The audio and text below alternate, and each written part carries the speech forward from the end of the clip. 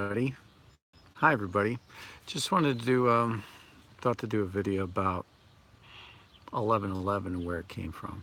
So, I've been through a lot of stuff in my life, and when I was a young man, 25 years ago, I fell in love.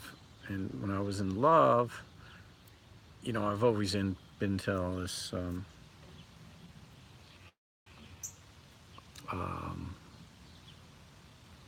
I don't know what you call it, all these things, psychic and all these kind of things. And when I was really into this girl, and I couldn't get enough of her. So I said, let's do something cool. Um, and this is before, this is 25 years ago, I think, around thereabouts. So I went and I said to her, I said, let's do something neat at around every certain time during the day. You think of me and I'll think of you, and we'll try to have some kind of psychic connection. So, one of the times was 1111. I don't know if you ask her now, maybe she'll remember.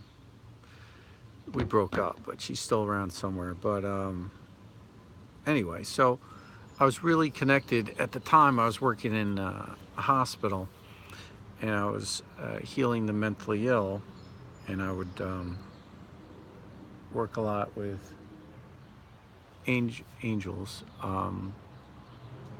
because it would kind of give me information. So I was connected.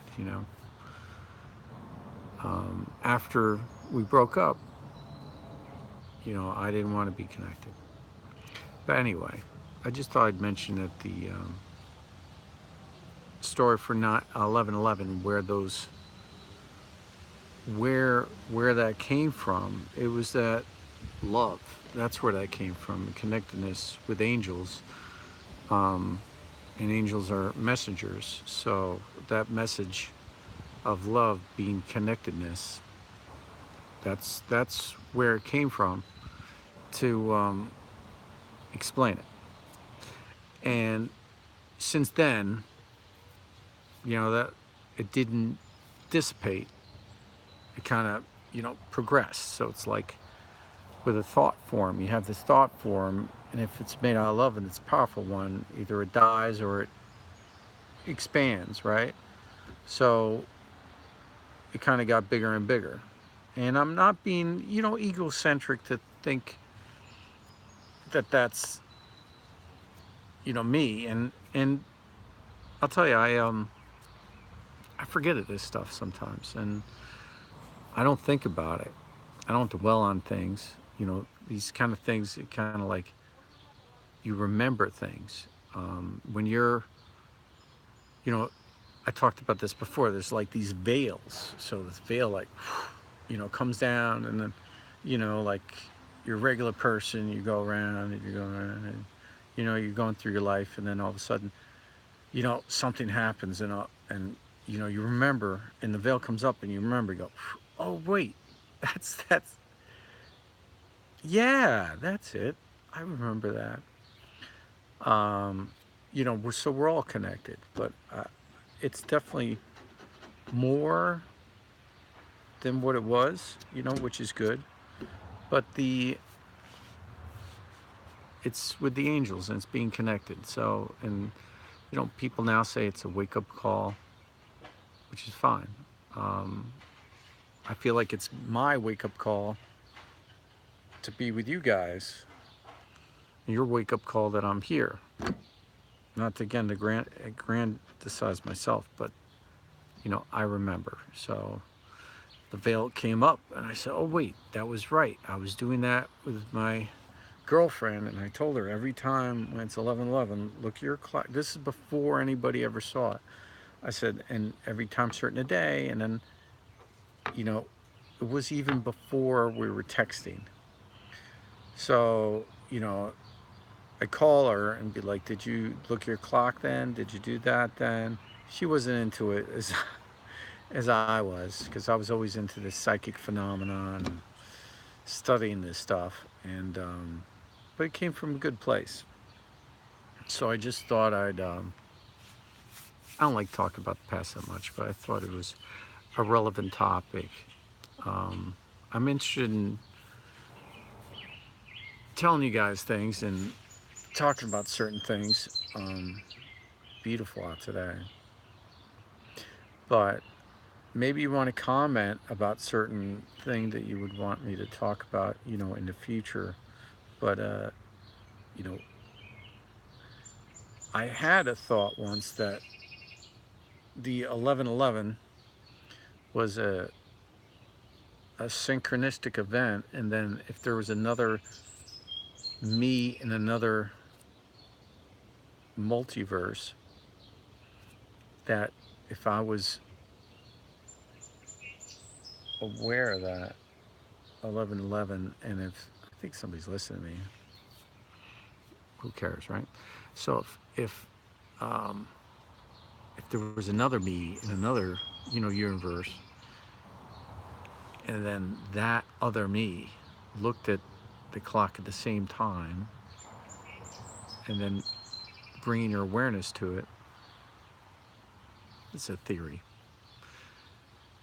Like I said, things progress, right? So that would mean that, it could be like the weight of like a me, like a long line of me's all looking at the clock at the same time would make you want to look at the clock at the same time. And that would be like when those, that would end up being like those universes would, kind of, line up. So that was my thought that I had about 11/11. One of the thoughts I have theories. Um, was that if we're at another, if there's another, multiverse, there's another universe, how could you communicate? You couldn't communicate, obviously by thought or anything else, because I think there's somebody listening. So you're the only way to communicate maybe through your willpower and through time, and time would be, the 11/11. 11/11 is a doorway. So when you look at the Mayan numerical system, I don't have any graphs, so you'd see the doorway, and almost the Mayan language is a one, two dots, and a one. That's like a doorway. So it'd be a doorway into a higher dimension. And if there is something like an angel, which again is a messenger of God, they work and they're perfect, right? So they're going to communicate through perfectness. And what's more perfect than time? And then what I was saying before once in one of my other videos is that it's like if they move throughout your life, then they would leave like wake, like a boat going through the water, and those ripples would be um, the numerical sequences that you make out. It's just a giant squirrel. That's what bad it was. So not them being paranoid. Um, just thought I'd put that out there. I remember certain things, like, it's going to sound crazy, right? But what doesn't sound crazy anymore? So um, I was working once doing with another guy, and I had to do something. It was an accomplishment, and like I had a ring on, and he had a ring on. So we both had kind of the same kind of ring on my not ring hand, it was my other ring hand. So when I did something, it was a big accomplishment, and I remembered there was these, you know, um, these, I don't know if you remember, these super twins. So it was this cartoon that you would watch on Saturday morning. I may have been showing my age, right? Where these, one would say, touch a ring, and they say, you know, shape of a bucket, and the other one would say, they, or yeah, shape of a pail, and it'd be like, and bird, or he'd be like, and then the other one would be water, and they would touch together, and then one would transform and the other one would transform, and they'd accomplish something together. It was this. It was this kind of funny show. It was a it was a brother and sister. It was on Saturday morning cartoons. I forget the name of it, but and I thought it was because they both had these wonder powers. Wonder powers, team activate, right? They would click these rings together, and all of a sudden they would transform. Um, and I remembered this cartoon. I was telling it to this guy, and I thought it was hilarious. He started laughing, and I just remember it being so, like, you know, feeling closeness to another person in the, So anyway, I accomplished something. So I go, I go, shape of a bucket. He was like, form of an eagle, and we touch. Or I go, form of an eagle, shape of a, and we touched, ring together like this. And I would accomplish something. And then he said, like another day, he would go, I did it. I was like, good job. And he goes, shape of a bucket. And I'd say like, eagle. He's like, all right. And we touched hands like this. And we did that a couple times. There was this young guy that saw us doing it. So, he had an accomplishment that he did. And he saw, we were like in the cool crowd, I guess, we accomplished. And, we did it, and then he came up, he's like, I did something. And he went like that. I was like, okay. And he was like, and so he went on, and did that. And I was just like, I felt weird. But then, like, he did something again, and he was like, oh, I did it. And I was like, okay. And we touched fists together. And then it was a thing. And then we were doing it. And then I didn't think about it. And then, like, a couple years, I guess, maybe years later, a couple years later, like, I remember coming back around, and then they were starting to talk about the fist bump. And I said, fist bump. And like the veil, was down and came up. And I said, wait, I invented the fist bump. I did. That was me. Everybody's like, yeah, right. You did the fist bump. Yeah. Let's Google it. And they Google it. Say, Obama invented the fist bump. I was like, that's fake news. He didn't invent the fist bump. That was me. And it's actually, well, someone else did it in history, and then it was forgotten. And then for some reason it came back around now. Like, no, that was me. I remember that was me because I accomplished something the other guy, and I made the Wonder Twin powers activate, and we did the fist bump. So you don't have to believe me. You don't have to believe me that, I started 11/11. You don't have to believe me that I did the fist bump. There's something else I was doing. It was a long, long time ago. I was in high school, and I had this job where I had to take the mail, and I had to sort it. And they gave it to me, so I'd sort it every day, every other day. I'd have to go, back then people would mail stuff, and I'd take the mail, and I'd go and say one was get out of town and one was local, and I'd put it in there every day. I didn't think about it. And then I remember at the, we had a, big cafeteria, and this girl came up, and she was like, oh, can I sit at your table? And only like, seniors could sit there. And I said, no, get out of town. And everybody's looking at me like, what do you mean, get out of town? I was like, get out of town. I just said it because it was something I sorted every day, and I just thought it'd be something funny, but I said it with conviction, And she was like, what? And everybody was shocked for a minute, and everybody started smiling, and then people started laughing. And they were like, get out of town. And then I saw people start saying it, and I was like, hey, yeah, what's up, man? Ah, get out of town. You're crazy with that. Everybody, oh, okay, cool. So the point of this is that we're all kind of connected, right? And you don't know how connected you are until you realize, and like I said, the veil comes up, the veil comes down. So, there's so many things that we're connected to and we, do with each other. And, it's like, a butterfly, flaps its wings somewhere and there's a supernova across the universe that exploding because, but the butterfly's wings, right? So, the synchronicity and the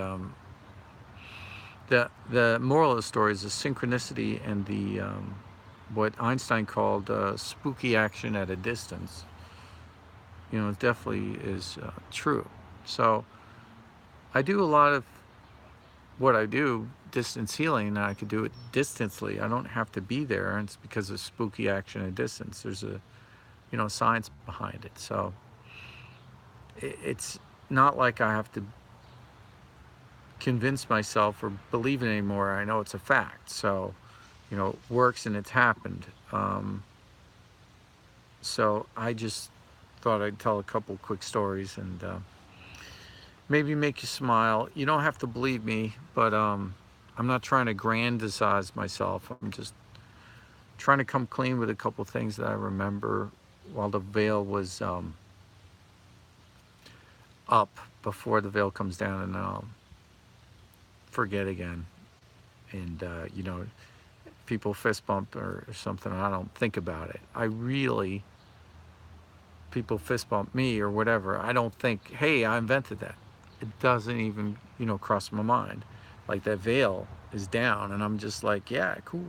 And I'm just like going on and I'm not thinking about it. But like I started thinking about what to talk about. I thought about 11/11 and how everybody kind of misconstrues a lot of the message. It's about love, right? It's about togetherness. Originally it's about having that link with somebody else, that closeness. And that love is so powerful that the angels realized it and they continued on with it. So that is really, the message that the angels thought to take up the banner, the flag as it were, and move forward with it and, create something bigger, than what I am envisioned about it, which is a positive thing. And like later on, I forget things, and the veil comes down, and I go, I wonder why am I seeing 11/11? And I didn't think about it. I don't remember. It's the veil comes up and it comes down. So there's things that you see. You have to be. That's why I talk about sometimes being more real you. So when I'm really being me, then I'll remember. But when you get distracted, I get distracted. Everybody gets, life pulls you a certain way. One of my sayings is, it's easy to be enlightened on a yoga mat, but when somebody throws a rock at your head, that's a different story. So it's easy to be enlightened when you're, the tough part is being enlightened when life throws that rock at your head and you're distracted and you have to, remember, who you are at all times. So that's the trick of it. The trick of it is remembering who you are and being true, right? Anyway.